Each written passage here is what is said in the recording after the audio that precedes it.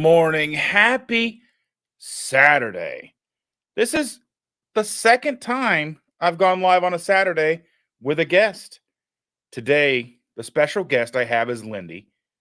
PaleoBarbie does keto. I got a chance to meet her at Keto Palooza 23.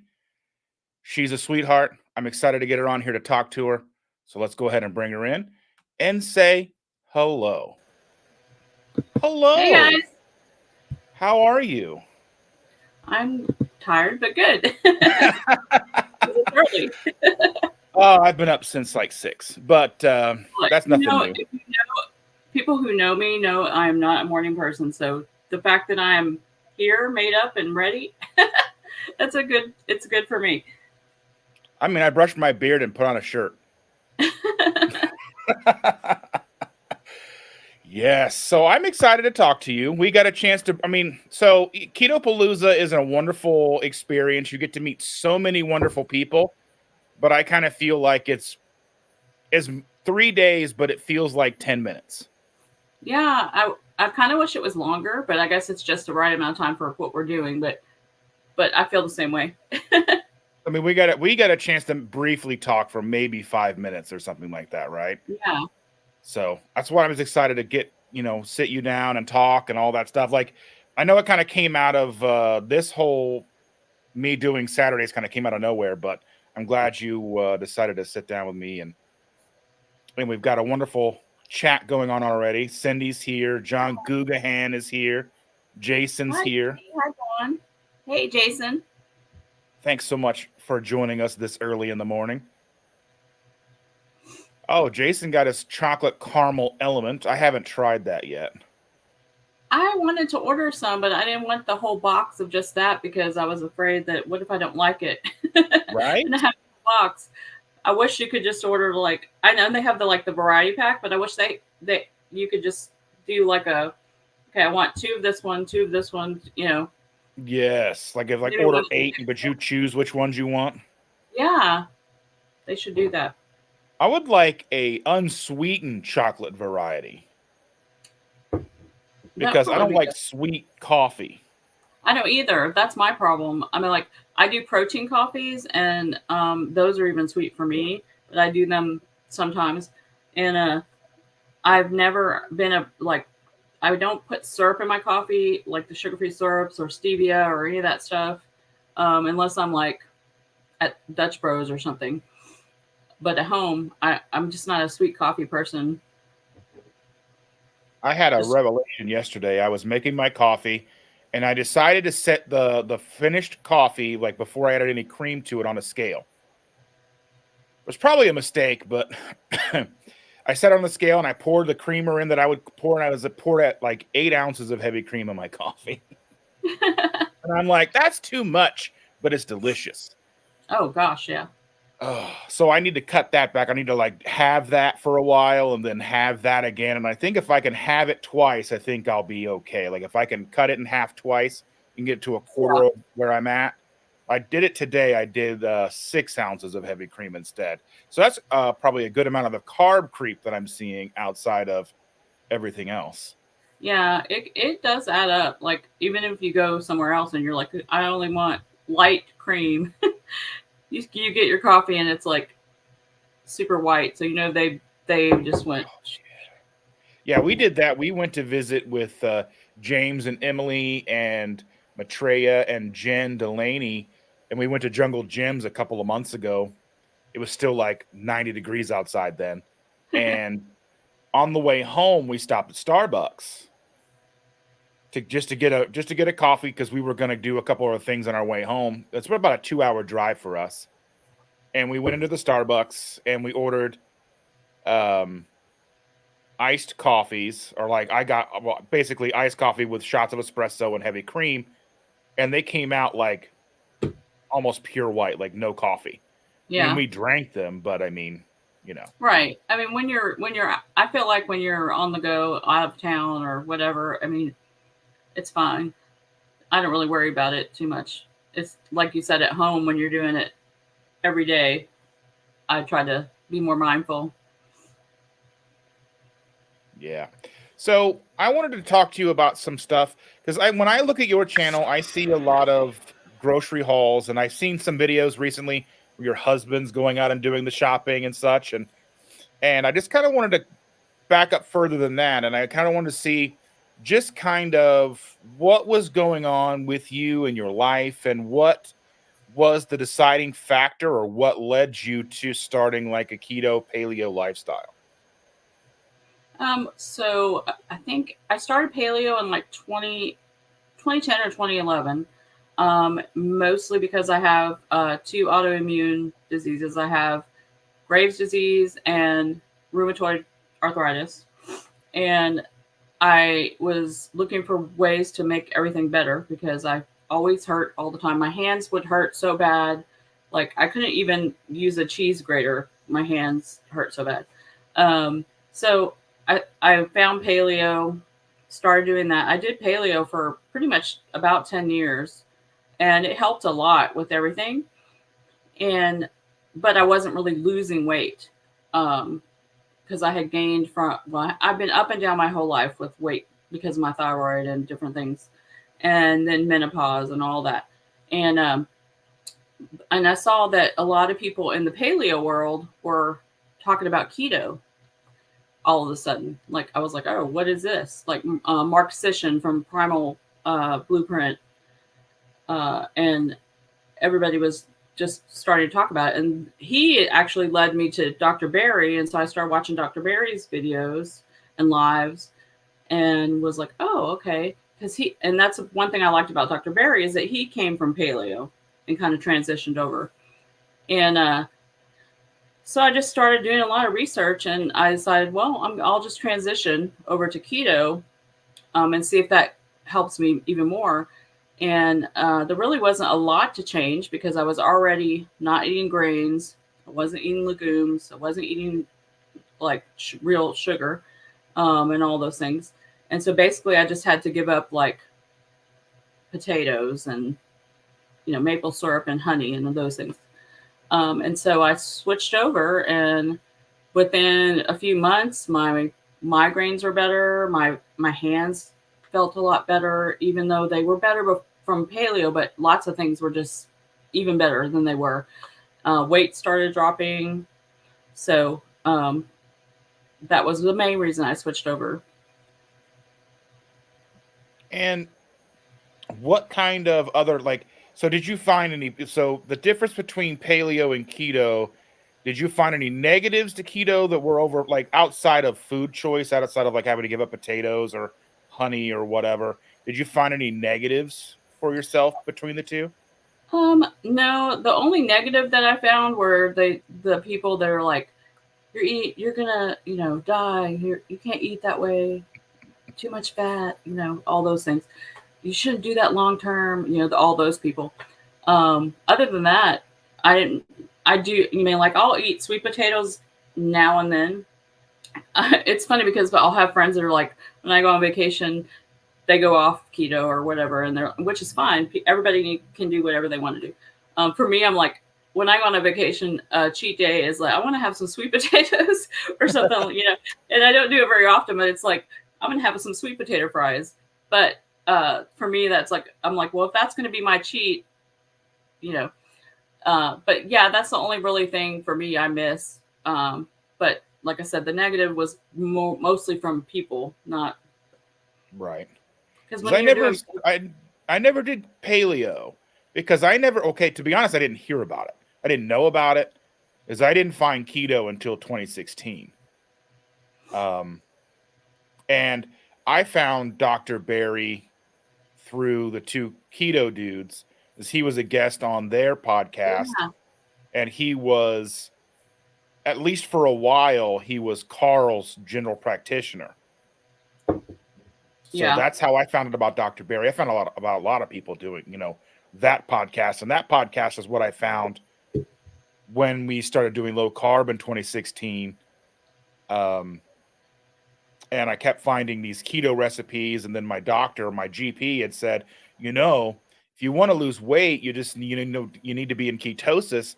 But he didn't exactly elaborate on that. So I just kind of had to go down my own rabbit hole, which I'm guilty of doing on a multitude of subjects all the time. So that wasn't a problem.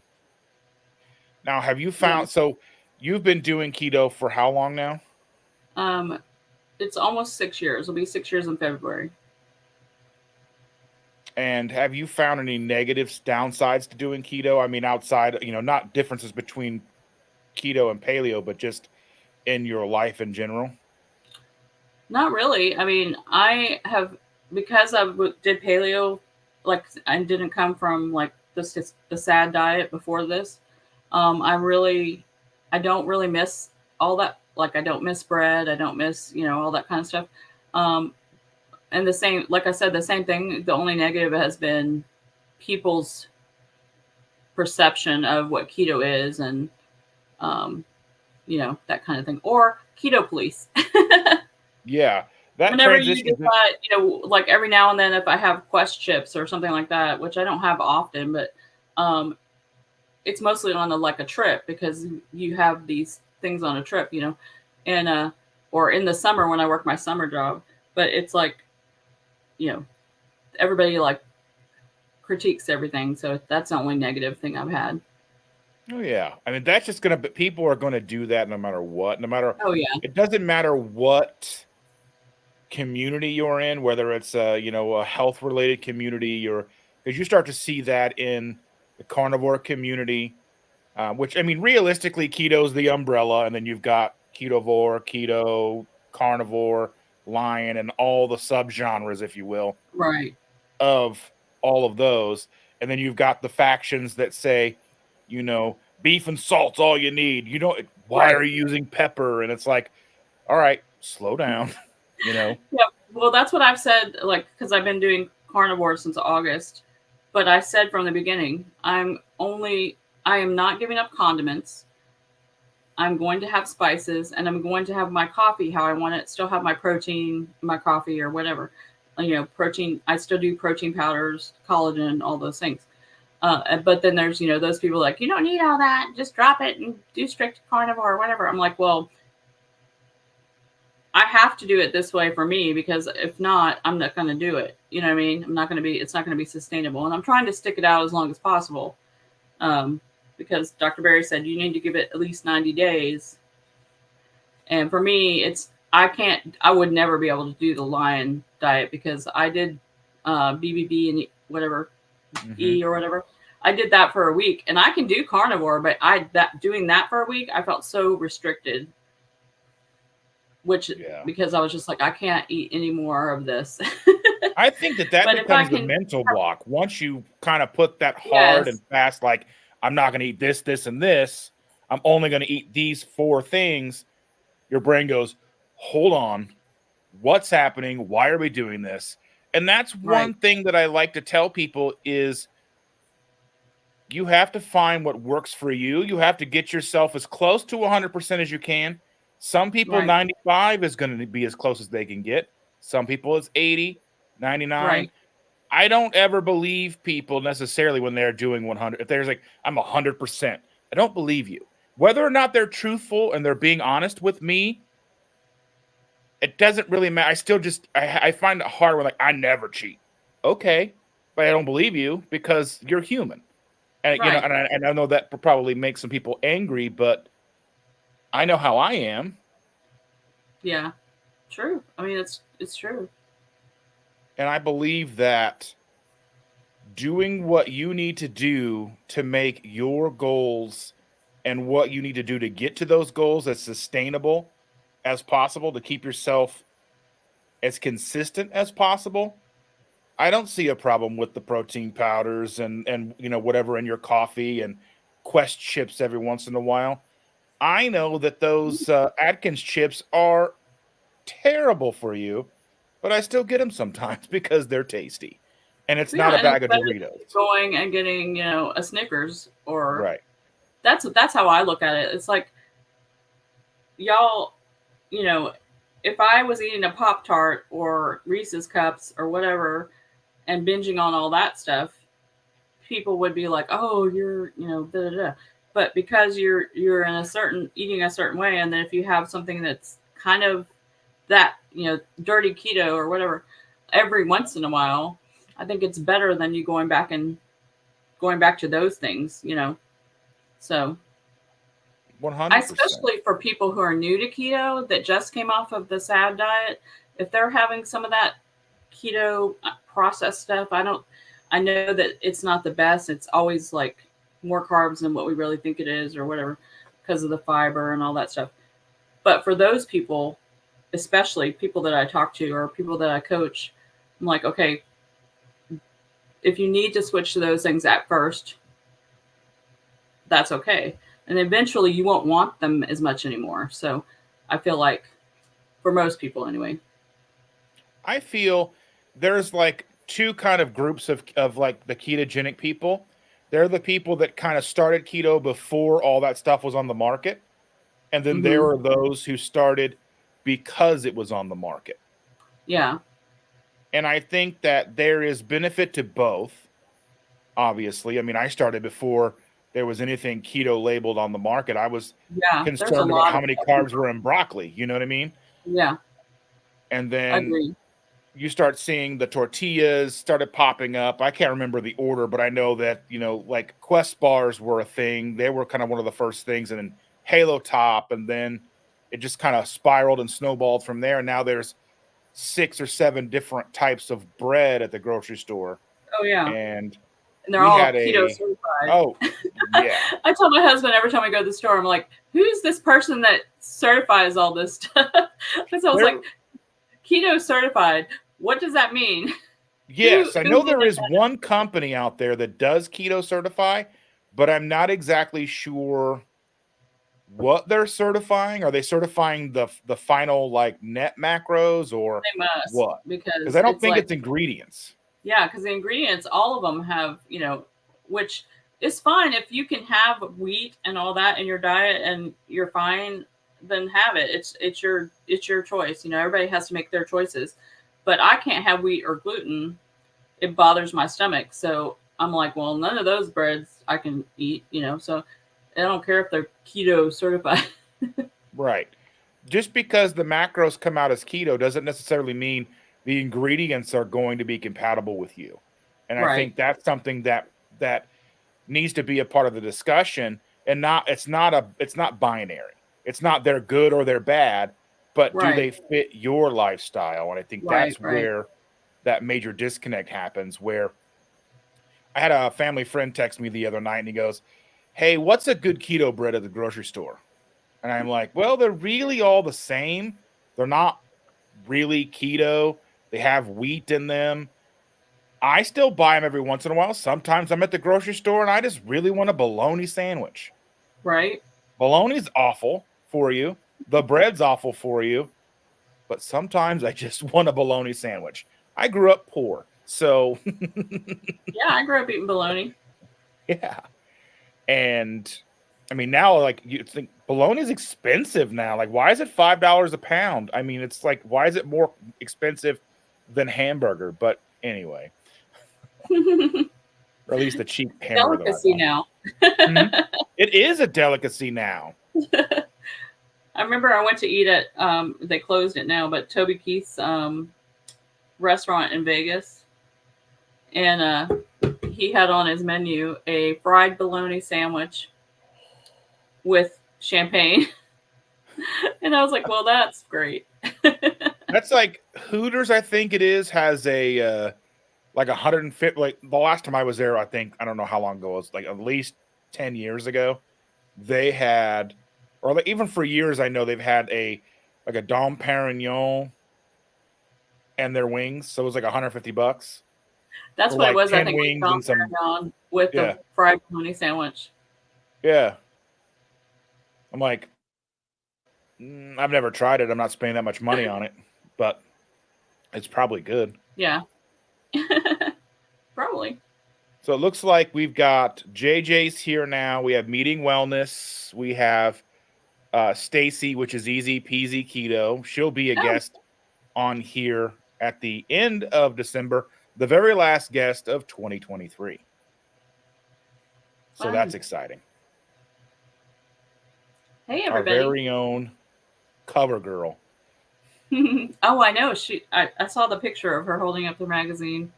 It's I awesome. have it downstairs, but she sent me a copy and she put a note in there. The note about made me cry. So Aw, she is the sweetest.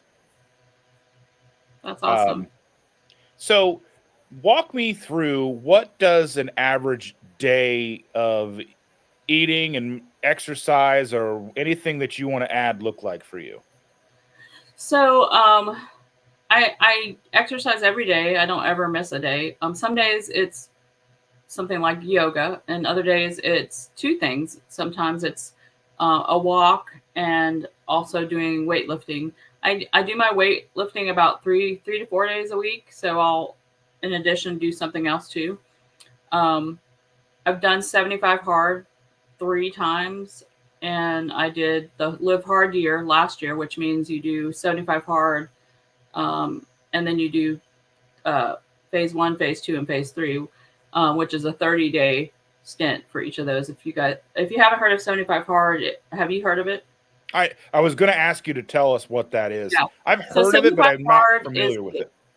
yeah, it's a mental challenge, but it's really a fitness challenge too. But it's mental toughness challenge. So basically, the rules are you have to do 2 workouts a day for 45 minutes each. One of them has to be outside. One of them can be inside, or they can both be outside if you want, but one of them has to be outside. Um, no matter what the weather is, you have to figure it out, get it done. Um, and usually that would be my walk most of the time. Um, no alcohol, no. You have to follow a diet, which whatever diet you're doing, it doesn't matter what it is. You can pick whatever you want. So I never change my diet. I just stay what I'm doing. You have to take a picture every day, progress picture. Let's see. I know I'm forgetting something else. Drink a gallon of water a day, and I think that's it. I might be forgetting something. Um, but you do that for 75 days, and then um, the other phases, like you take a break. You can start phase one as soon as you finish that, but you don't have to. But there's time in between those other phases. And the other phases are basically the same, except for they're 30 days instead of 75. But a couple of them have added things like doing acts of kindness or taking a 5-minute cold shower, things like that in the other phases, just to make it harder.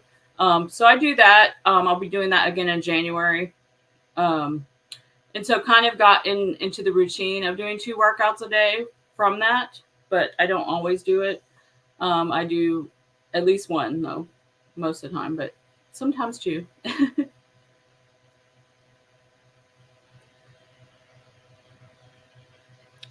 So I don't, I have a gym membership, but I never go. Um, I should. I mean, it's being paid for. So, and they've got a sauna and a steam room and all Oh that gosh, I fancy wish mine stuff. had a sauna. That's Yeah. the only thing I wish I had was a sauna. I kind of would like to get one of those like zip up ones you can put in your house. And then I was thinking about getting a horse trough to put out back to put water in it to do like Uh cold huh. plunges and such. But I'm like, is that something that I really want to do? Like, even like I haven't been able to do like cold showers.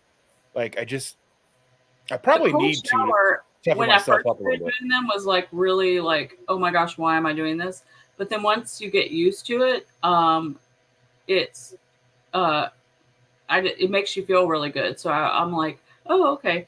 And so what I do is I put on like a really peppy song that I know all the words to. That's 5 minutes long, and play it in the bathroom. So I'm like in the shower, dancing around, and it kind of makes it go by faster. I haven't done the like plunge yet, but I've always wanted to. I just don't, you can do it in your own bathtub if you don't have a trough or one of those things that they use them to do those with, like Dr. Barry and Nisha have now. But it's definitely, you'll see the benefits. You don't see it at first because you're like, why am I doing this? But after you do it a few times, you'll see the benefits. Like it helps with your joints. It helps you have more energy, all those kinds of things. It makes you sleep better. I want to get into that, and I probably will try as the new year comes along. So we talked about your fitness regimen, what about your day to day? We kind of know what your coffee's like, but what else? What does the rest of your eating look like? Um, I well lately I normally I eat like 3 meals a day and I don't really snack that much. But lately since I've been doing carnivore, I've not been as hungry in the morning, so I just do the protein coffee. So I'm not like really fasting because it's a kind of a dirty fast because of of what's in my coffee. But that's sort of my first meal, I guess, and then I don't have another meal till maybe 12, 1 o'clock. Um, and then I'll have dinner. And so it just depends on the day. Like yesterday, I didn't eat until probably 1, and then I didn't eat dinner till like 8 or 9 o'clock last night. So it just depends on the day. I have trouble trying to get myself into like an actual eating window. It's been a struggle since I've been home all the time. Like when I was Yeah, going out to an office, it was easy because laziness helped my fasting. So because I was going to an office, I didn't have to, if I wanted to fast, I didn't have to pack a lunch. right. I didn't have to be prepared for any food. I would just not eat, go to work. I mean, got to the point where like, when I first started, I was doing the whole bulletproof coffee thing, and I was bringing Yeah, one I every did that day too. and bringing snacks like boiled eggs and string cheese and pepperoni and all that kind of stuff just to have to help me get through the day. And then as I transitioned away from that, about a year was the snacking kind of went away, and then 2 years the coffee went away, and then I wasn't really drinking coffee, at least not bulletproof coffee anyway. Right. I had switched and was drinking a lot more water, which I kind of wonder like that whole like should you drink a gallon of water a day? I don't think we should, but I don't I know. think if you're not exercising, you should not. Um, Yeah. but I think the whole premise behind it for 75 hard is that you're doing 2 workouts a day, and you need that to replenish. And I do electrolytes too. When I'm doing 75 hard, I take the Relight um, capsules because you're already drinking a gallon of water, and I don't want to drink because your water has to be plain on 75 hard. You can't put your electrolytes in your water or it doesn't count because it's supposed Do to they be making it. specify why? It's just to make it harder, like mentally harder to be like, okay, well, I have to drink plain water. If you put stuff in your water, it's easier to drink your water. You know what I mean? Um, Yeah, I would say that I, that seems a little weird because it's not necessary. It may not be the most healthy. That's why I would question it. But well, I do my electrolytes. I just do them on the side of that. But you'll be surprised if you're doing 2 45-minute workouts a day, you'll drink a lot of water anyway. Like And but if you're not working out, you should not be drinking a gallon of water because your body you won't need it just depletes stuff And out of your those are the body, people right? that and you're spacing it out over the day too. So it's not like you're drinking it in one sitting. If you drink a gallon of water in one sitting, that's not going to be good for your body. But when you start early in the morning and you go throughout the day, it, it, it it's easier to drink it. Yeah. Um. So I think I was talking about like kind of like the lazy fasting and how I've had issues with Yeah, fasting since I've been home. So it's easier to fast and do like OMAD if you're in a situation where you can't eat. Like I didn't bring a lunch. I would work 9 to 6 at the job that I had that I started the keto lifestyle. And then I switched later on to a job where I was working like 7 to 3 and I still wouldn't pack a lunch. I would just fast all day. Um, so laziness played a part in that because I didn't want to meal prep. Um, and then when I came home, and I was working from home, and now that I've been basically like a full-time home kind of like caregiver to a tiny little person, um, the food is readily available. I can snack, I can make me something. If even I get that little inkling, oh, maybe I want some eggs, I can make eggs. right. That barrier is gone. So therefore it's like mentally more challenging. But I still get up whenever we get up. I don't really even have like a set schedule during the week. I know on Saturdays, Sundays, I get up at 5:36 because Chandra works. So I get up when she does, get her out the door, and then I'm doing this on the weekends now. So this is like my Saturday and Sunday routine. So it kind of gives me a structure, but I still have my coffee in the morning with all the heavy cream. So that's not a fast. That's breaking the fast, obviously. But Right. then, I may have something after this. I may go downstairs and make eggs and sausage or something. Maybe. I Yeah. might not. I don't know. Like I don't have a set schedule. And I don't Right. necessarily know how good that is for me, but getting myself into a schedule is also a little more difficult because one thing that was difficult. So when I was doing OMAD, I did choose to do it in the evening. That way I was able to have dinner with the kids and Chandra. So they weren't eating and I was just sitting in the living room or just sitting there while they ate and, being weird, you know. So that was easy. Now it's a little more difficult because now it's fully on me Yeah. to to control when I eat. So being home all the time is a little more difficult. I may be going and like picking up a job at Costco or something like that. So that'll probably regulate that quite a bit. Hopefully being in that environment doesn't cause issues, but I don't necessarily know how, but I mean, I'll be able to buy steaks and come home or grab a chicken and come home. But then Yeah. there's the sample people. I don't know how they are with, employees picking up samples, but yeah. So Yeah. have you done any like long-term fasting, or how do you incorporate actual fasting into your daily So I life? used to intermittent fast every day, and like I didn't have stuff in my coffee. I just did it like a real fast till like noon. But a couple years ago, I got bit by a tick, and they thought I was going to get Lyme disease and all this stuff, and I had to take a bunch of antibiotics, like strong ones, because the wound got infected, and I had to go through all these weeks of wound care. Like literally had like a hole on my stomach that they had to pack with stuff and do all this different stuff too. So they had me on these really strong antibiotics, and I had to eat when I took them. So that kind of got me out of intermittent fasting for a while, and just never kind of went back to it. And then now that I'm through all that stuff, I really just haven't gone back to it. I just do my protein coffee basically, but I have done it, and I did OMAD a few times when I was doing that.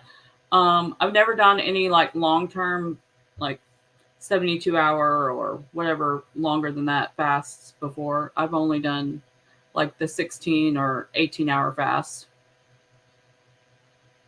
So like the other day, I accidentally did like a 25-hour fast. Like I wasn't even just paying attention. We had gone to a comedy club Wednesday. I stopped off and got myself some food.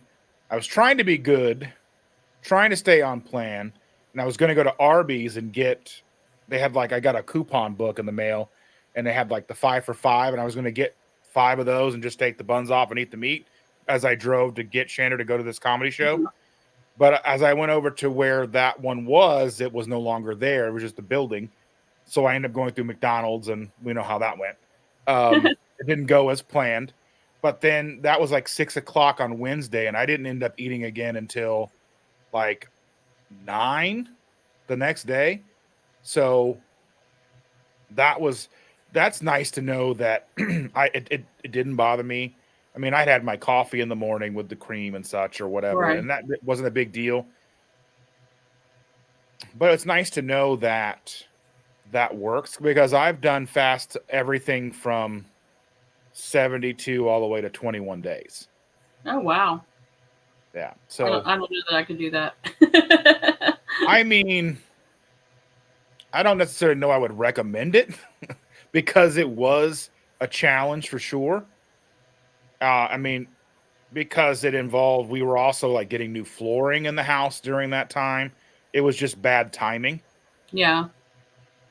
but it was also it all kind of culminated with like really getting a kickstart with the channel, because that was when I really started putting a video out almost every day, talking about the fasting and such.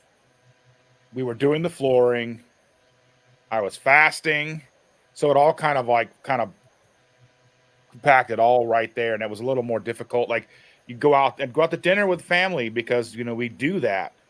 And you just sit and have water and let the waitress look at you weird. And, Yeah.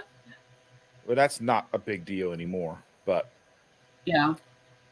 My thing, the funny thing lately I've noticed when I go places to eat is, especially at burger places lately, and you would think there's enough people ordering burgers without buns nowadays that they would not be like shocked by it.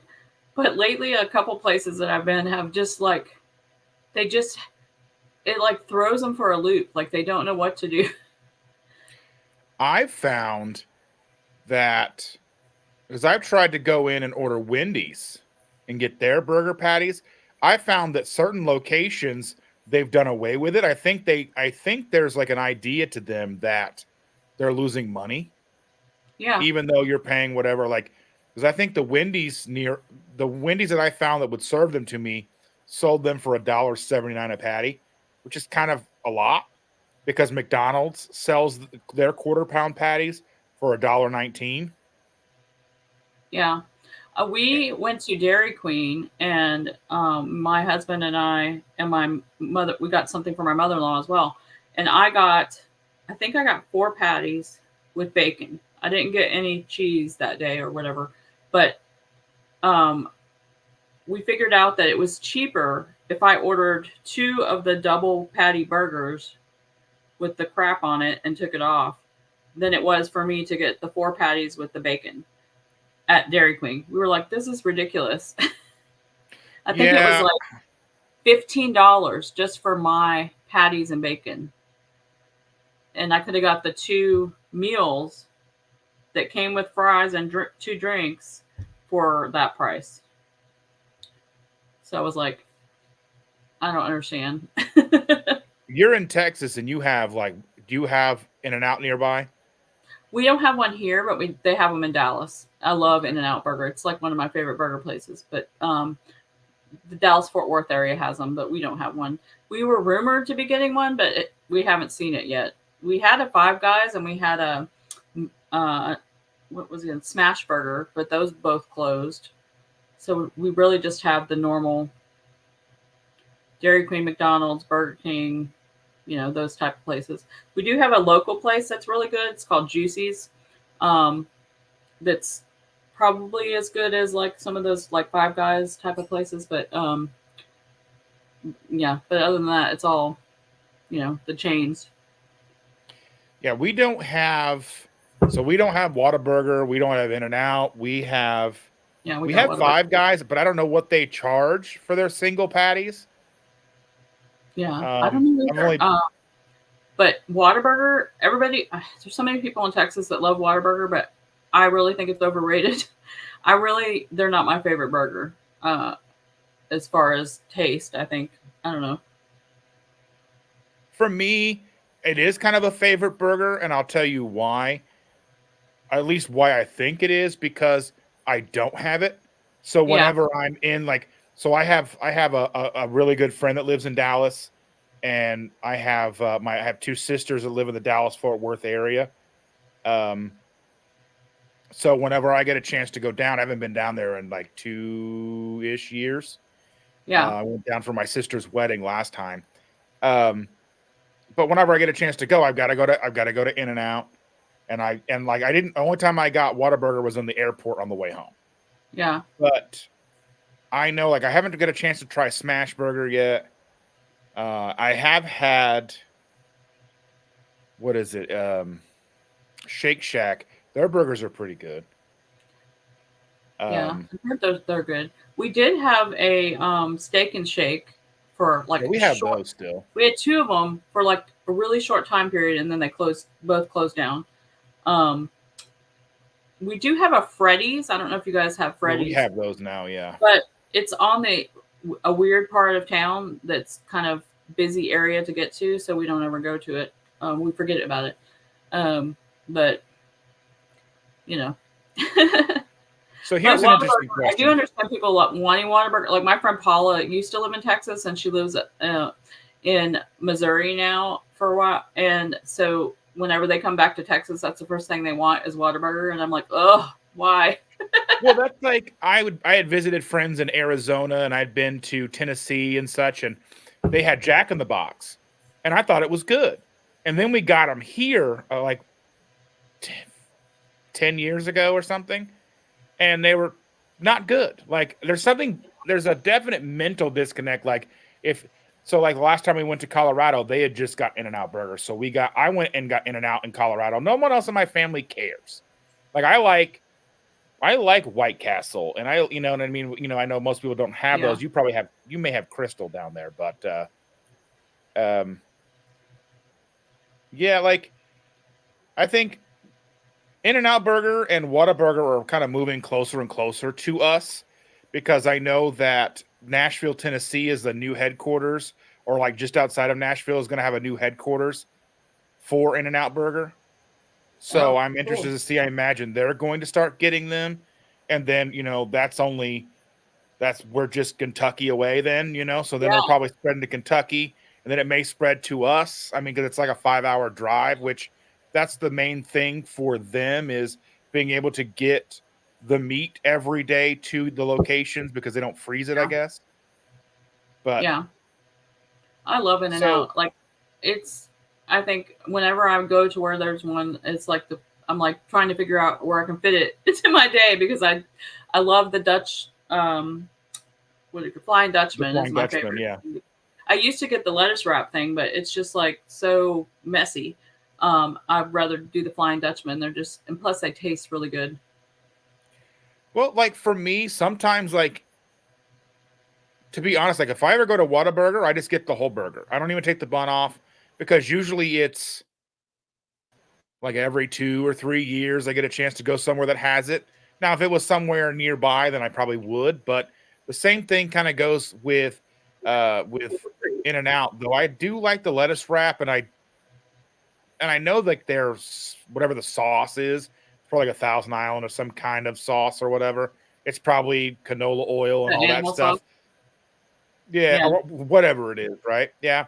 Um, I like the lettuce wrap. I'll get like I think the biggest they'll do anymore is a 4x4, but I think that's a little hard to eat as a lettuce wrap, so I usually go with a 3x3 and get a couple of those. Um, Yeah. but I think it's good. I mean, and it's because I don't get them very often. Now, Right. Right. what is so like if you and your husband are going to go out, what is a go-to type restaurant for you guys? Steak usually because even before Steak? keto, steak is my favorite food in the entire world. Like if I had to not eat anything else and only pick one food to eat, I would eat ribeye or some sort of steak. So we usually go to a steak place, steakhouse, or a seafood place. So like for us, for Shander and I, we would go on Tuesday nights to B-Dubs because they have the used to be buy one get one. Now it's like buy one get one half off type thing. Hmm. But I mean, like, so typically for us, when we're going out, we want to go and get something that we don't get very often, and we eat steak all the time. So we're usually not going to steakhouses, but we like to go to places where we can get things that we don't want to cook. So Yeah, like wings, wings are a pain to cook. Um, we go like there's a Mexican place where they'll do fajitas. Like there's a huge heaping, sizzling plate of fajitas with shrimp and steak yeah, and chicken on it. Um, or we're lucky. That's something that Cindy and Jen Delaney are coming down to have lunch with us on Wednesday. I mentioned that kind of backstage, but they're coming down Wednesday and they're going to join us at Rockstar Pizza, which is a local pizza place that has a full keto menu. oh, that's awesome. So they have the fat head dough pizza. They have like fat head, like stuttering a little bit there. It's a different recipe, but they have like a flatbread that they use as like sandwich top. Like you can make sandwiches out of it, or they make breadsticks out of it. They usually have one or two types of soup, depending on the day. Like a busier day, they may have two keto soups, sometimes just one. They have That's a full awesome. salad I bar. wish we had one of those places. I know that there was one in Houston. I don't know if you are familiar with Keto with Sammy, her channel. I've heard of it. I'm not sure that I've watched a lot, but I've heard of it. As I know, she will like her. I guess her mom lives in Houston, and she will go down and visit. And like her and her dad went to this like it like said keto real big on the on the thing. I don't know if it's still there or not. I don't know like how fast some of these businesses will cycle in and out. Yeah. But so I know that there at least was a place in Houston like that. They had like desserts and drinks and like I cocktails and know all that stuff. that Heath and Shelly over at Hungry Heath Porter or whatever, Hungry Porter,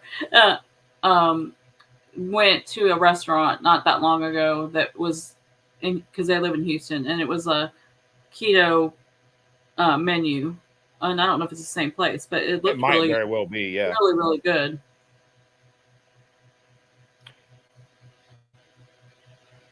And then I was going to say, like, because that business was just a regular pizza place for a long time, and I guess they weren't doing so well. And then when they introduced the keto menu, they were only able to do it once a week because they were doing everything by hand. Yeah. So, and that's probably why more pizza places and other companies haven't picked up on it as well. Yeah. But well, then they at work least with some of them are doing the pizza, the pizza bowls or whatever now. Yeah. Before nobody had didn't have any of that, but which is nice that some of them do have that. I wish that more had the crust like that one though, because you miss that. You miss having a crust, and it's such a pain. I used to make fathead dough when I was first doing keto a lot. I would make like pizzas and the hot dog wrapped in it and stuff, different things. Hot dogs in a Snuggie or whatever you call them. But it's just once I started having the grandchildren so much, it's like, I just don't have the time or the desire to do it as much. I've never made a video on it, but I probably should. But I would always make like the lazy man's fathead, where like how fathead dough, you take the cream cheese and the cheese and you melt it little by little in the microwave, and then you start adding in the coconut flour and the egg, and you knead it. No. That's why I go to Rockstar. I'm glad they do it because I don't want to do that. But what I would do is just take the shredded cheese. I would take I wouldn't even really add cream cheese, I don't think, normally. I just usually cheese, egg, some almond flour, maybe a little pecan flour, baking powder, mix it up to where it's like scoopable and not like thick. So basically it was just running enough you could pour it out of the bowl onto like a silicone mat. Then you can just kind of use a spatula and spread it out a little bit and bake it. And it comes out just like bread. It's not as fathead doughy, but it was still like, it had like rise to it. And then you could put your toppings on it, put it back in the oven, and it's a passable pizza. It's obviously more dense and thicker, and you need more to drink while you're eating it, but that's what I would do. I need to make a video on that because I think the fathead dough took over because it's one of the closest replacements, but it's such a pain to make. Yeah, it is. But and then I've got these like hot dog molds, so I can just pour it in like same mixture into these little like, they're not hot dog molds, or like little loaf, like little breadstick molds or whatever. And I can just put a hot dog in the middle and bake it. Yeah. So I've done the chicken crust pizza a few times lately because it's a little bit easier. I just use canned chicken, Parmesan cheese, and egg, and stick it in the oven a little bit, and then take it out, and then you can put your toppings on, and then put it back in. And that's a little bit easier to do, but it's not as doughy as like the fathead is. Sorry, Stacy, but if you're gonna watch any stream that I'm on, there's always gonna be talk about food. We're I don't making her think hungry. I don't think I could be 100 pounds soaking wet and still be 400 pounds on the inside. That's never gonna change. Now we're like, everybody's like, let's go make a pizza. Yeah. So what's this? What's this chicken crust 2.0? I've never made chicken. I don't think I've ever made chicken crust pizza. I need to do. I would probably do it like get ground chicken and do it like basically the same thing that I do with my lazy fathead dough. It's the same thing that I did.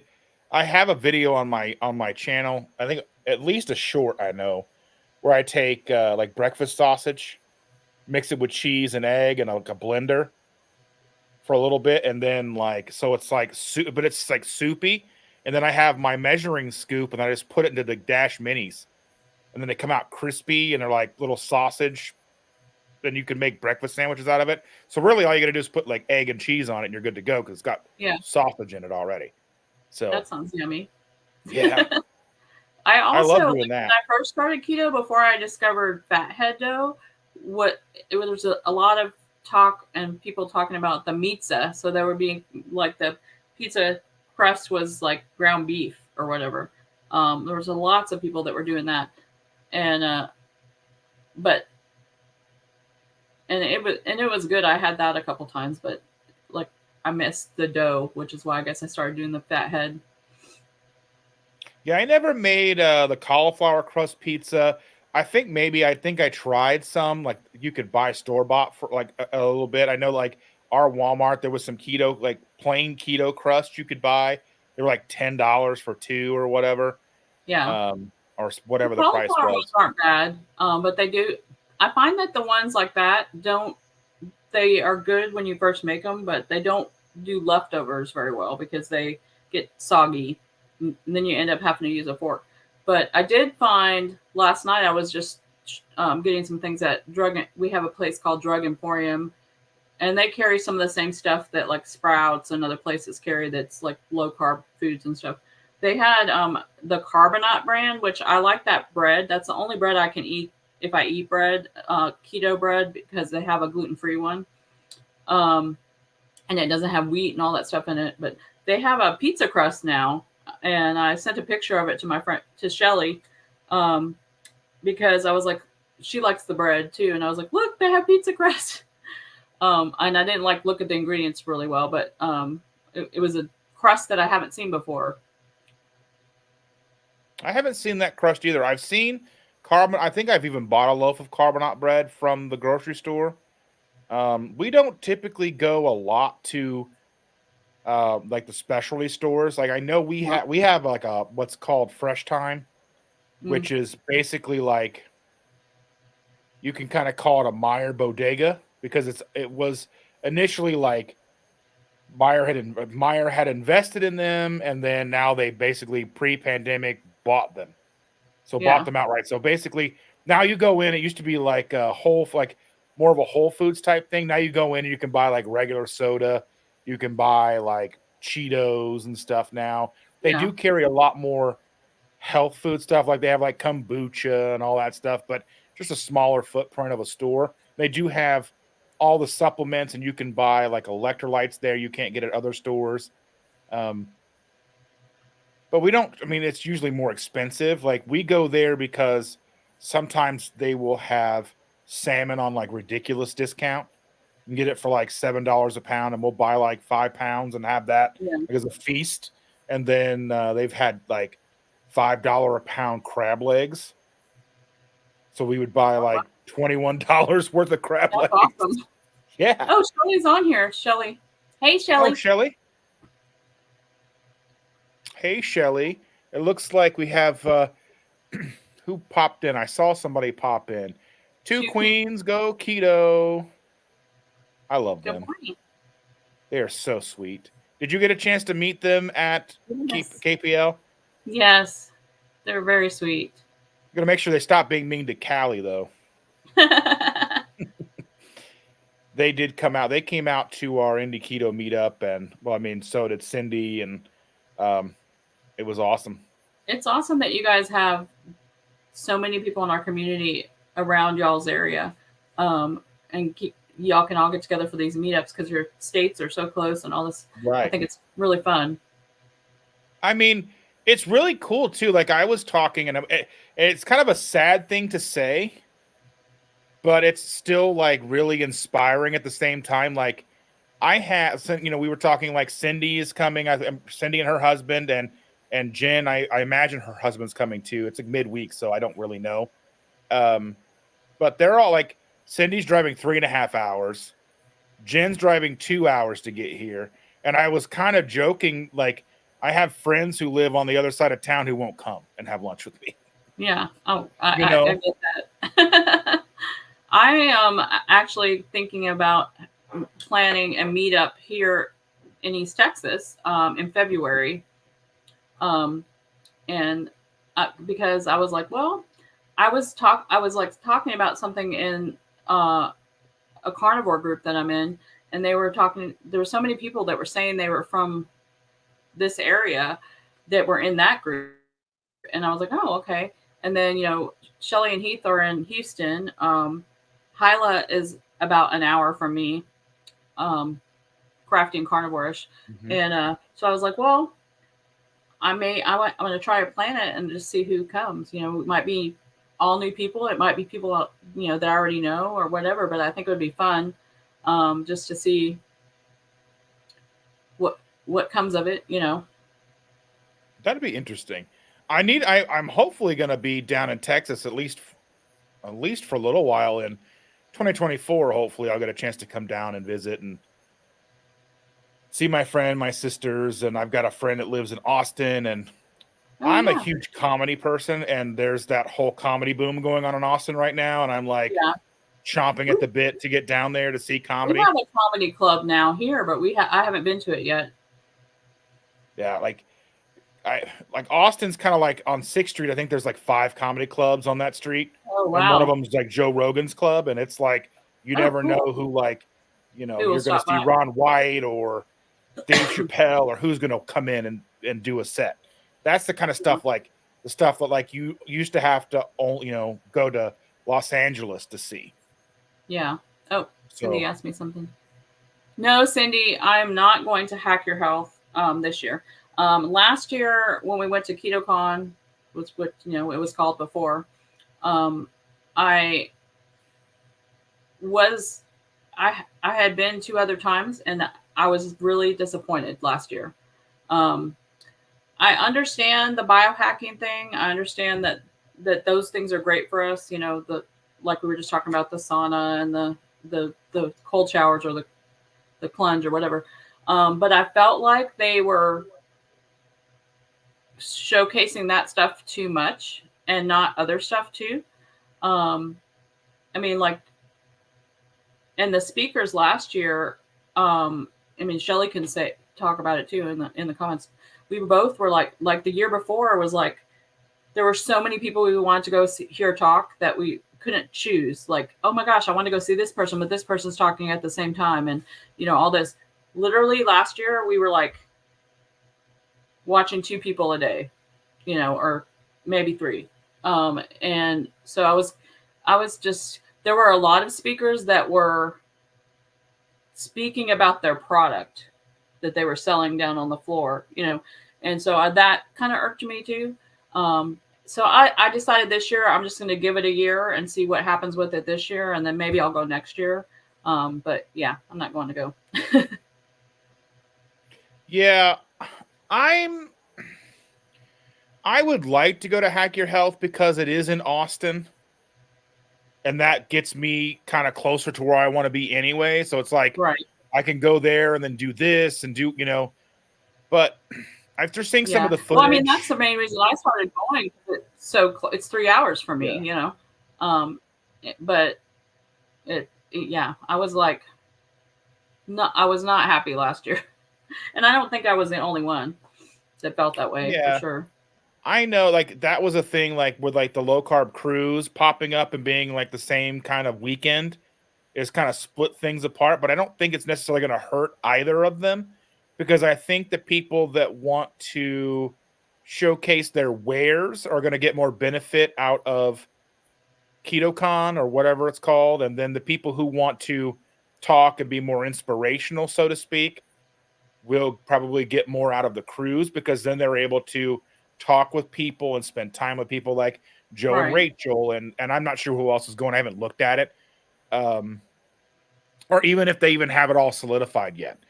There was a moment in time where I thought I might be going on that cruise, but that fell through. But I'm interested in the cruise. I'm interested in I kind of like to go on the Alaskan cruise. I would like. Yeah, I'm interested in that, but I don't know if I can swing it. But I am interested. Yeah. I lived in Alaska for 4 years, so I'm like, oh, I want to go back so bad. But it would be fun to go on the low carb cruise in general. But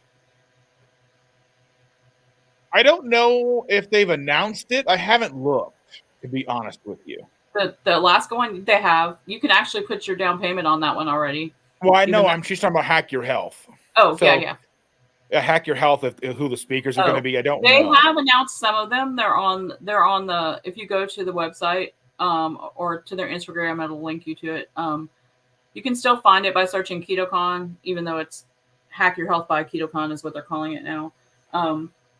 But some of the same speakers are there that we like. You know, Dr. Barry, Joe and Rachel, I think already they announced them, and a couple others like Ben Azadi, I think Maria, a few others. But those weren't the ones I had a problem watching. It was the other people that they had sprinkled in, in between. But they do have some of them announced. Yeah. So, like, for me, I think, like, the cruise aspect, as long as enough people are going that I kind of want to spend time with are going to be there. Not just the speakers, but, like, this last cruise, I would love to have gone because Heath and Shelley, I like to meet them. Emily and James were there.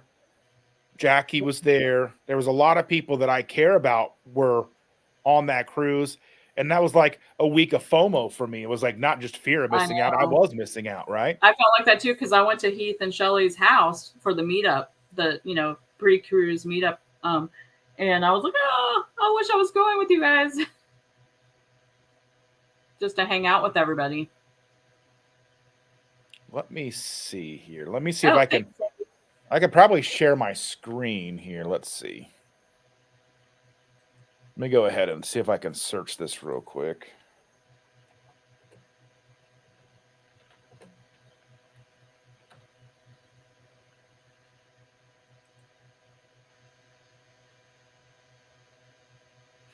I can share the screen here.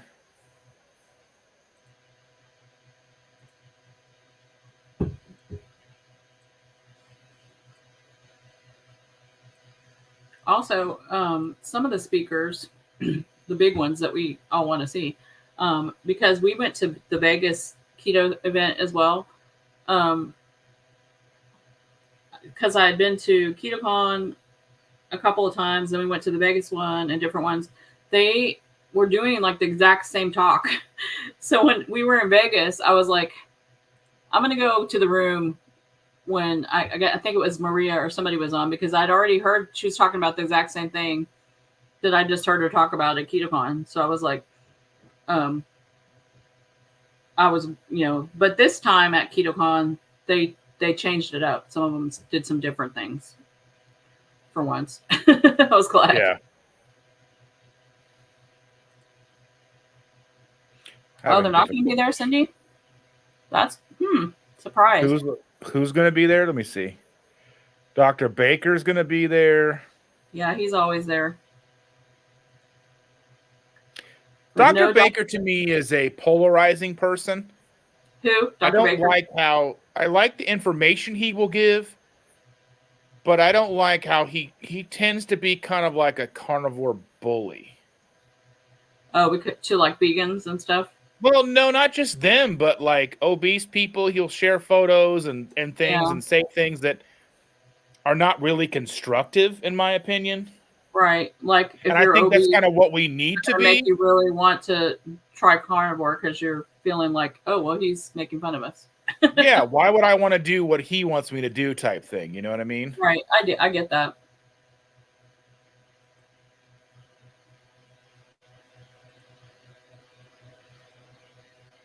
All right, we should be able to see some of this here.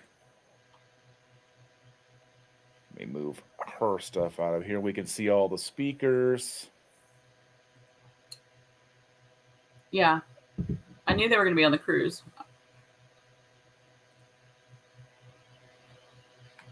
So we've got Ben Azadi, which I'm not really familiar with him too much. Dr. Baker, I know.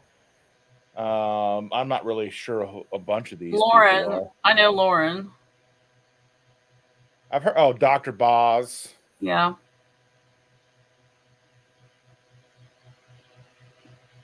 I think I've heard of Chaffee before, but I don't Chaffee's know. carnivore, isn't he? Yeah. Yeah. I don't know any of those people. No. Craig Emmerich and Maria Emmerich, I know them. She was really sweet. I got to meet her. It was kind of one of those weird things where she walks out and goes, "I know you," but I don't really know if she actually did or not. I mean, because we follow each other on Twitter and that kind of stuff, but that doesn't necessarily mean anything. She's really sweet most of the time. She said some interesting things when she sat with us at Keto Palooza, but I won't mention them. But right. Shelly knows what I'm talking about. I've heard of Courtney Luna before. He's carnivore too, Dr. Kiltz. Yeah. I don't know any of those people on the next line.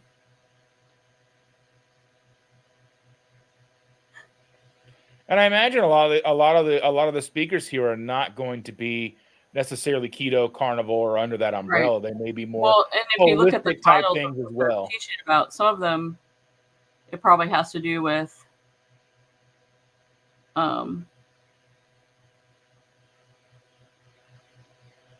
Robert Sykes, I'm familiar with. Right, he's good. I love Robert. Him and his wife are just Mary Roberts. She was there last time. She's pretty good.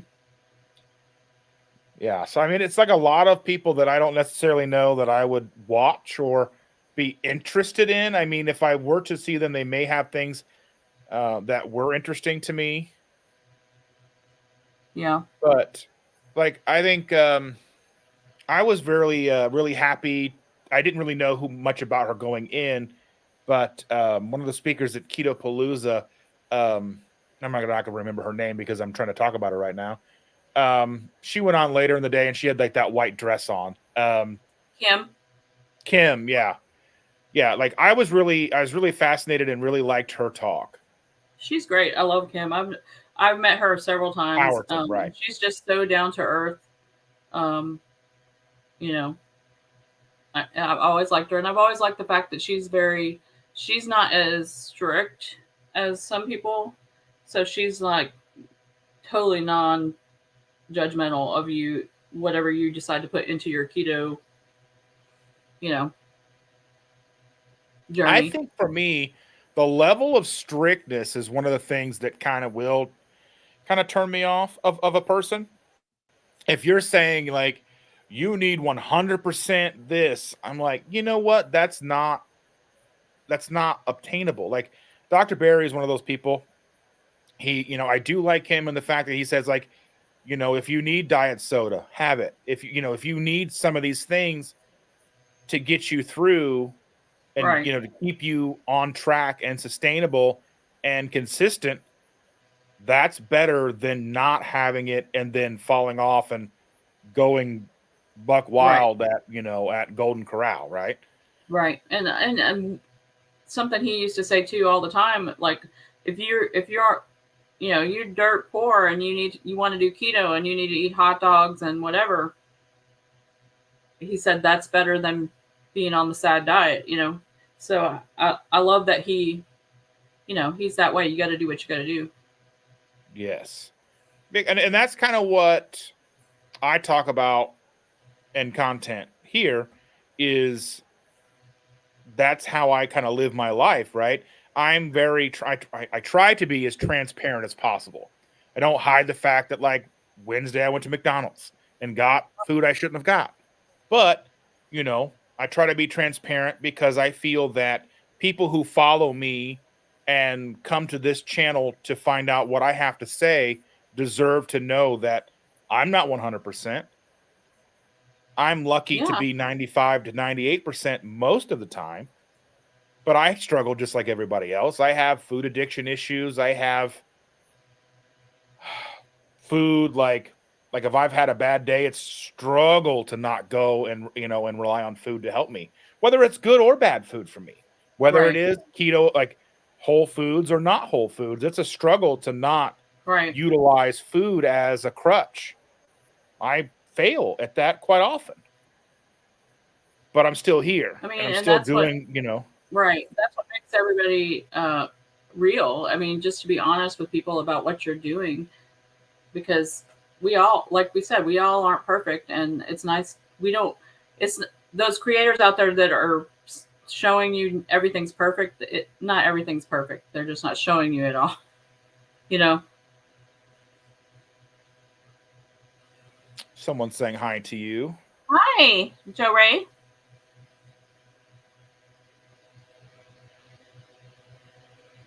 Spam hot dog. I don't like spam. I eat spam sometimes, but not. I don't usually make it at home. But in the summertime, the people I stay with when I work, he likes to cook spam, so I'll eat spam and eggs. He'll fry it up on the Blackstone or whatever, But I do have it in my emergency stash. I have a can in the pantry, I'm pretty sure. I got to try to make some fried spam, like a fried battered spam or something. I'm always trying to do something. I always buy things and I'm like, at least spam will last a few years if I forget to get around to it. Because Yeah. I'll buy things like I'll buy cartons of egg whites and I'll put them in the fridge to make a video, and then I'll get sidetracked and not make the video. Then I go back in. I'm like, oh, that was a month old that should have been thrown away. Yeah. Yeah, Chalk Zero, Cindy. It's funny because not this past October, but the October before that, I was all about I was all about getting the peanut butter Chalk Zero ghosts and whatever's Halloween ones. And this year I just didn't want them, but I do. They're good. I get it.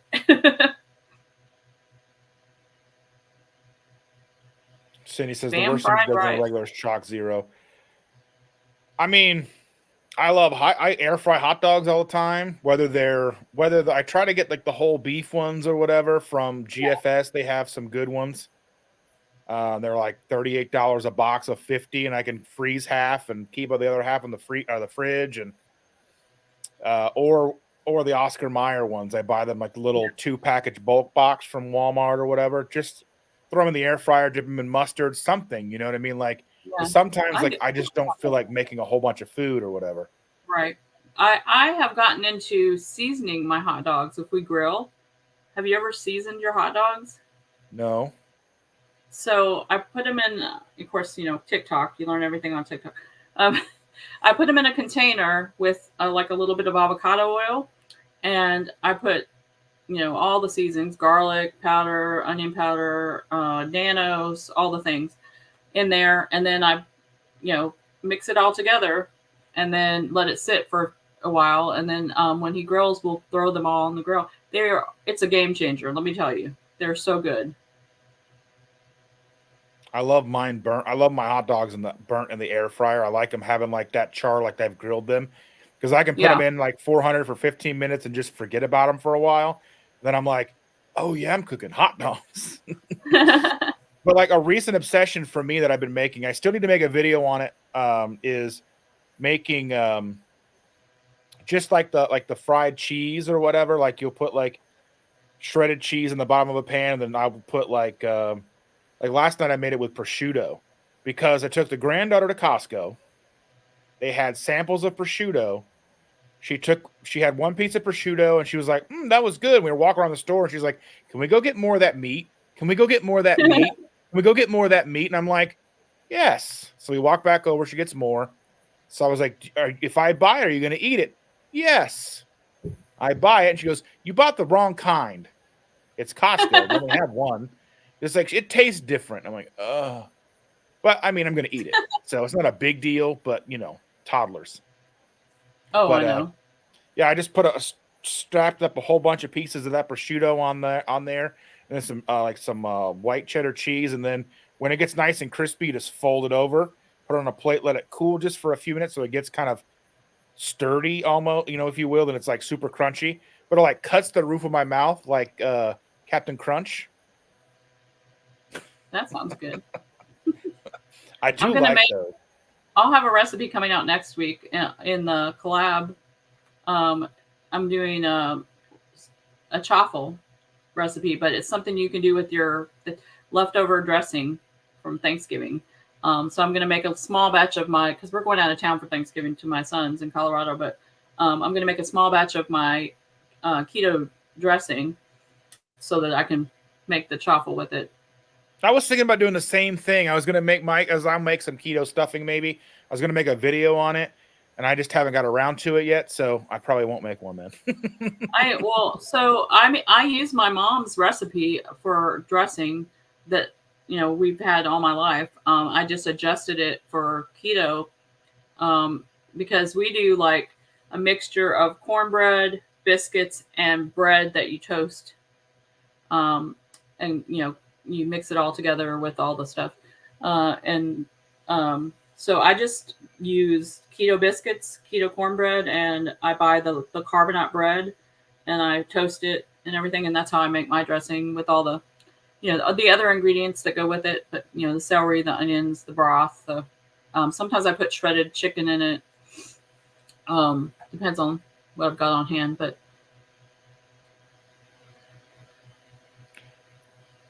My recipe is a lot different, or it's more simple. I don't use any actual bread in mine. I use like the sage sausage, and like cheese and eggs and such. It's kind of comes out more like and I use, like, if I can find it, depending on when I go shopping, if I can find it, the Amirequois mix, because oh sometimes I'll go yeah. to get it and everybody's cleaned the stores out of it.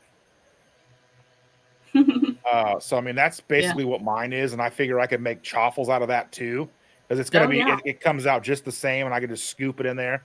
That's what I was thinking about doing anyway, because my recipe is different than just about everybody else's. Yeah. And chaffles are almost always good videos. Oh So yeah. I think I mean a couple of the chaffle videos that I have done have got the most views of anything on my channel. So people still like the chaffle. yeah, my long form video is a chaffle video. Like, it's not, well, it's the like the white bread chaffle that didn't have any cheese in it is like the biggest video on my channel, and then the biggest short on my channel is a not even really a keto. It's like keto adjacent. You take like the pudding mix and you mix it in with Cool Whip and you blend it all together. I made a Oh short yeah. out of it, and it's got like 70,000 views or something That's crazy. awesome. Yeah, So Stacy, I have a dressing video or recipe on my recipe playlist. so you want me to make it or you want her to make it? You I do just your like my dressing stuff. recipe and My stuff I like to be easy. yeah. I think it's great when people do similar, I mean, like, but different because we have, there's going to be something that uh, appeals to different people. I just kind of like, I don't want to like put out like, oh, all these videos are coming out, and I don't want to be like, I don't want to necessarily like be a me too or feel like, well, I'm going to put my recipe out, and like Yeah, not necessarily all be the same or whatever. right. But Niches is good, but I think the reason I like mine is because it tastes like my mom's, even though it's keto. Because I grew up eating it, and so like that's just a part of my Thanksgiving. I'm so used to my mom's dressing, So well, that's growing one up, thing I was like, I can't eat her dressing anymore because it upsets my stomach, but I want it, so that's why I had to recreate it. like, we just use stovetop stuffing, and then later on when I was in my 20s, I would just on a normal, like a random night, just make a box of stovetop stuffing, like a box of shells and cheese, and then just mix them together. Yeah. I'm like, just fat guy stuff, I was Yeah. always joked back then, like I wanted to make a fat guy recipe, like stuff that only like a real fat guy would make. Like, um, one of my, and I even made it for the kids because when I got with Chandra in 2011, she has 3 kids, and when I got with her in 2011, her kids were just becoming teenagers, so that Ah, proved its own set of challenges. Um, but I got them into one of the fat guy recipes that I would make. It was just like you get like a bag of chili cheese Fritos, you make tomato soup, you mix cheese in it, and then you put cheese on top of the Fritos, and then you pour the tomato soup with cheese on it over it, and then you eat it like cereal. so my husband grew up eating, and we used to make it for I make it for him and the kids as well. It what he calls pizza in a cup. So we make tomato soup, then you put croutons in there and pepperoni and pizza seasoning and cheese, and so you have pizza in a cup. And we've made it since I've been on keto, and I use something else other than they use the croutons or whatever. But that was what he grew up with. If you are in the grocery store, Progresso makes a keto-friendly tomato soup, Okay, and it's like I really like the 3.20 a can, yeah.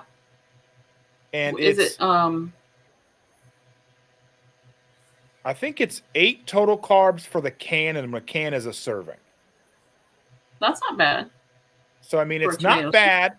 It tastes pretty good, and I usually keep a couple cans on hand because even though like tomato soup will give me heartburn and such, it is still a close enough approximation of. I mean, it's not Campbell's. It doesn't taste like Campbell's necessarily, but you can add a little bit of heavy cream to it. You can add some cheese to it, whatever you used to do to your regular tomato soup. And I'll make Yeah, that like that pizza dough that I told you about. I'll make that into like breadsticks with garlic and stuff on them, and then I'll just dip it in oh, that and that eat sounds that. good. That So sounds great. so it's kind of like grilled cheese and tomato soup, kind of, but lazy. Yeah. I'm looking at what she posted. That's funny. What did she say? No wonder we were both 400 pounds. I mean, I. The thing is when you're big, like I had friends that were like, "Huh, you make the best food. I'm glad you're big." You know what I mean? Like there was like support to be fat almost, Hmm. and I didn't, not Yeah. necessarily, but like that's the way it always felt. Like I would go out to dinner with a friend, like with friends, and like one of my friends goes, "I like going out to eat with you because every time we do, we eat like kings." Because we would go to like Outback and just get everything Yeah. and just eat till you can barely stand it. I mean, Have you yeah. made the two crazy ketos carnivore mac and cheese yet? I've made a version where like I do I mix up the chicken and stuff, and then you pipe it and you cut it into the boiling water or whatever. I'm not sure I don't remember what theirs is. I don't There's remember a shrimp. It is shrimp. so good. Like, if you like mac and cheese and you miss mac and cheese, like, it is really good. Like, I would be making it for Thanksgiving if we were staying here. But I'm going to make it for Christmas. But it's delicious. The So they just use sauce. like shrimp and then just cheese. Yeah, you use like really small shrimp. And the cheese sauce is what makes it. But you also put bacon in it. And they didn't put that much spice in theirs. I like spice, so I added spice to mine. Um, but it is really good. Like it's the best thing I've had as a mac and cheese replacement since I've been on keto. I'm just like, Well, I this is made the chicken one where like you basically make like this chicken puree stuff and you put it into like a Ziploc, cut a hole in it. You're just like squeezing it and cutting it into like the boiling water. And then you put that aside. And I made the cheese sauce using like the sodium citrate.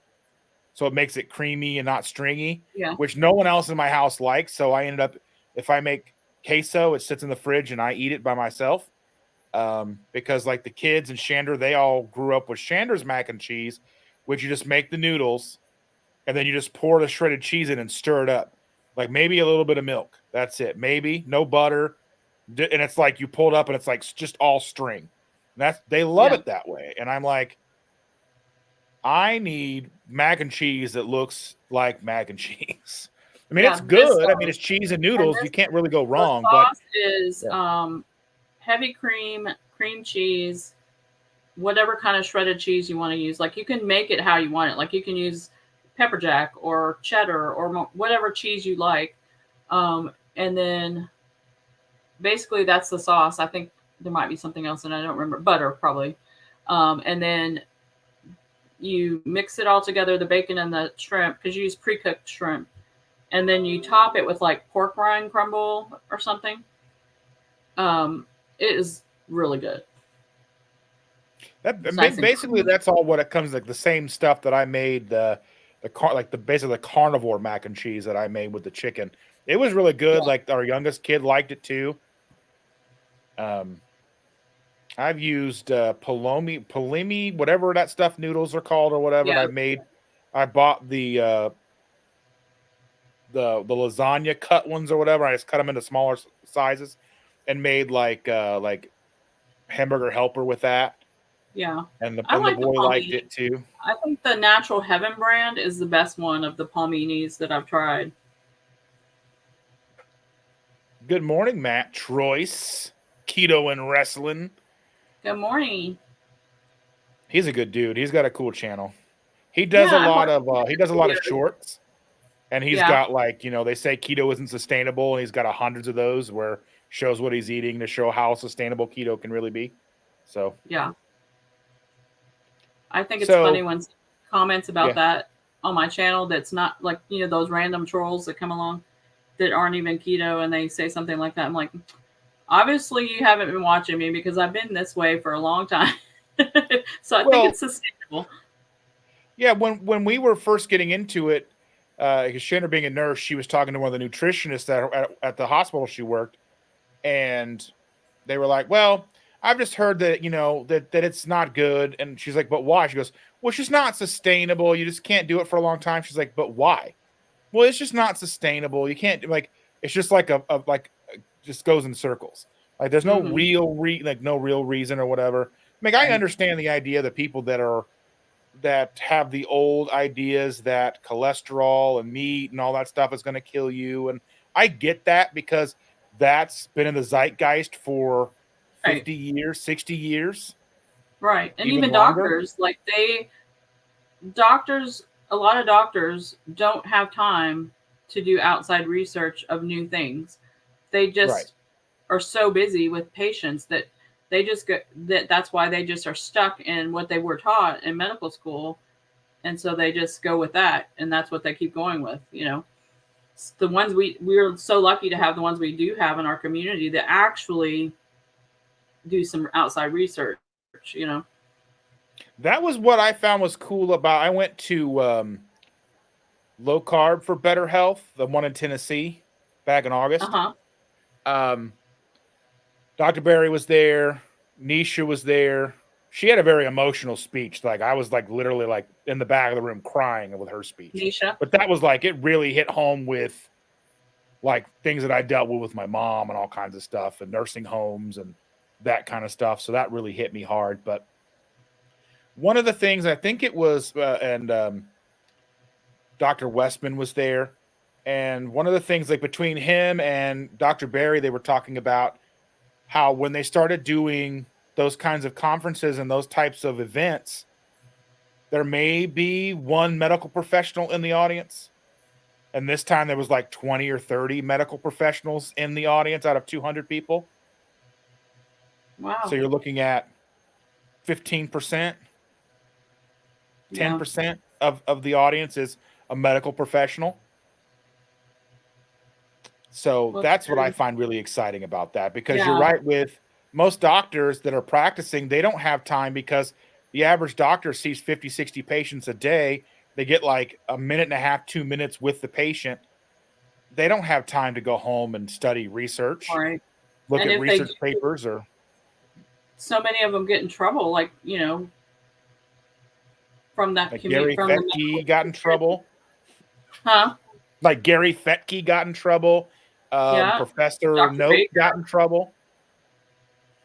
Yeah, I mean they risk losing their licenses because they're not doing is the what they're supposed to be following for that community or whatever.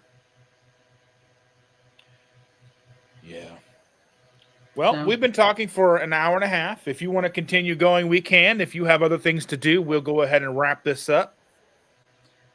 I do have stuff to do, no, but I am enjoying it. Oh yeah, we'll get you back on. I'm going to shuffle through and have people on multiple times and such. Like, Okay.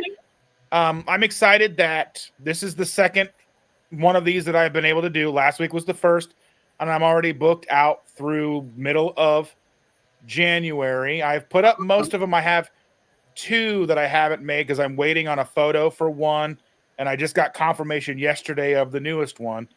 So the one I'm going to be making tonight or putting up today. So that's going to be January the 13th. I'm going to have Logan Delgado, Mr. Goody Beats himself. He'll be here. Awesome. That's cool. I've been a fan of his and been following him for a very long time. So I'm excited to get a chance to talk to him. And as always, anybody who wants to come on here, I'm not trying to go with the biggest channels. That's not my goal here. I do want to mix some in because that does reach more people, to bring people to the community, to bring awareness to what we're doing. Because the more reach and awareness, the more people we could potentially help find something that may work for them, or help guide them in a way they may not find success at first. And they may find something in one of our talks that gets them to that success. So that's what I want to do. I mean, anybody from Matt Troyce. Next week, I'm having Cindy. I think Cindy's my next week. My calendar in my head is a little off. I'd love to have anybody who wants to come on.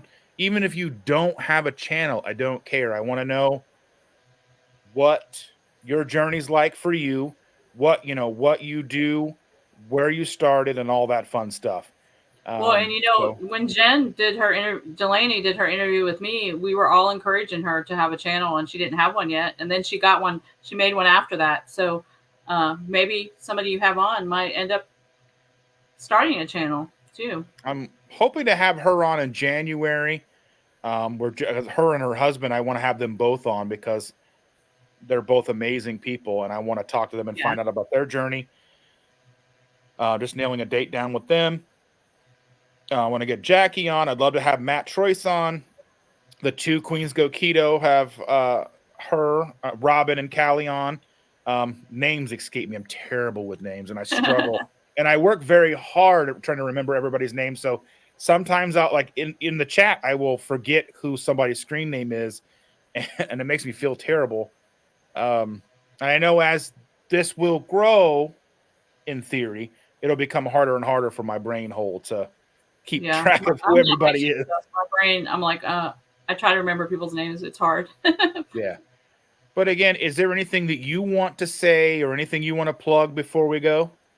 If you're not subscribed to me, please go subscribe. I'm trying to build my channel. I'm so close to 2,000 subscribers. And as you know, the more you get, the more it gets pushed up into the algorithms of the YouTube world. And the main focus, I think, for you as well, for our channels, is to help people. So it's the more you get in the rhythm, the more people get to see you. And and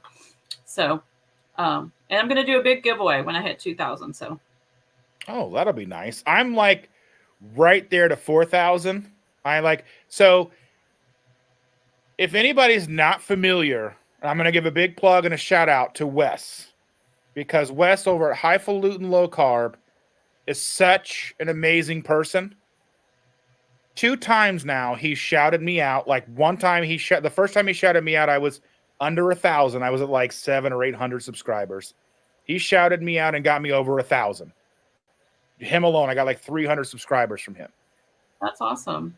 And then last night, I had just made a post because I made a post because I had looked at my YouTube and I had hit 500 videos. which is ridiculous to think about. I know it's shorts and long form and these type of talks all rolled into that number, but that's crazy for like 3 years. Yeah. So I made a post and he shared that out to his group again. And I just can't thank Wes enough. I do want to have him on here. I'd love to sit down and talk with him and kind of get a background from him as well. Because he actually used to live here in Indiana for a brief time. Okay. He and his husband move around quite a bit. So, but he's just such a, I mean, obviously from just watching his content and him being so helpful to me over the years, just an amazing person. And so, yeah, so even, he's a big channel. He's got like over 300,000 subscribers, maybe. I can't keep track, but that kind of I don't thing. know if Like, I'm subscribed to him. I'm going to have to go look. oh yeah, if you're not familiar with his content, he makes the best. Like he does, he'll take 2 or 3 recipes that are basically the same thing, but made differently, and then try to figure out which one he likes best. Oh, okay. He's got that southern like draw to him, and he's just he's great. Well, I'm going to go check him out. All right. Well, thank you so much for being here. I really do appreciate this. Everybody who comes on, it just makes me feel amazing, because when I started doing the Sunday coffee, I was like, no one's going to show up at 7:30 in the morning. And then James said to me, he's like, if you do it on Saturdays, I'll come on and be on your show with you. So I'm like, okay. So he was the first one. And then I'm like, okay, if I keep going, I've got to reach out to people. And I've been talking about doing this very thing for a while, and I've been talking about it. And I told him in a chat the other day, I was like, you gave me the kick in the pants I needed. Here we are. Thank you for being here with me, and we'll have you back, because good talk. Lovely to meet you, get a hug and everything at KPL, and hopefully KPL 24 asterisks will happen, and we'll have more time, and maybe I'll try to make content this time. But I wanted to just be around people and not necessarily make content, but I kind of think I should. And enjoy the moment too. Yeah. Right. Well, again, thanks so much. I'm going to go ahead and end the stream. Everybody's awesome. Thanks everybody in the chat. You're all amazing, and I love each and every one of you. And don't forget to like, share, subscribe. Not just my stuff, but Lindy's, PaleoBarbie does keto, and anybody in the chat that has a channel, go follow them, support them. And I'll see you next Saturday if I can find the end stream button.